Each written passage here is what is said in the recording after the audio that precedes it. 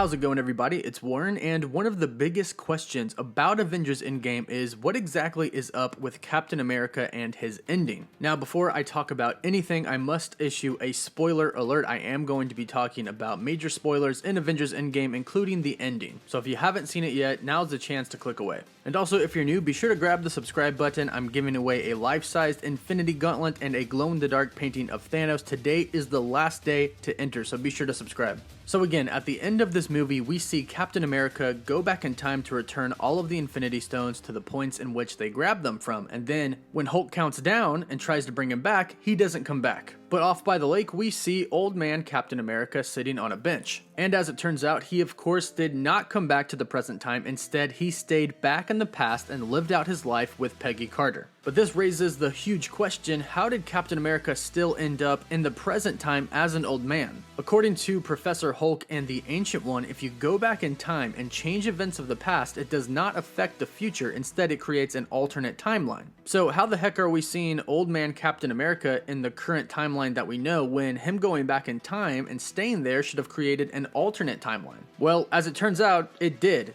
Captain America going back in time and staying with Peggy Carter did create an alternate timeline. And this is coming directly from the Russo brothers who directed the film themselves. In a recent Q&A, when Joe Russo was asked about Captain America's ending, he said, "It's not a time loop. Both the Ancient One and Hulk were right. You can't change the future by simply going back to the past. But it's possible to create a different alternate future. It's not butterfly effect. Every decision you made in the past could potentially create a new timeline. For example, the old Cap at the end of the movie, he lived his married life in a different universe from the main one. He had to make another jump back to the main universe at the end to give the shield to Sam. So there you have it, right from the Russo brothers who directed the film themselves. When Captain America went back in time, he did in fact create an alternate timeline. It was not the same present timeline that we saw Avengers Endgame play out in. Instead, he did create a new timeline, but simply time traveled back to the main MCU timeline at the end of the movie to give the shield to Sam.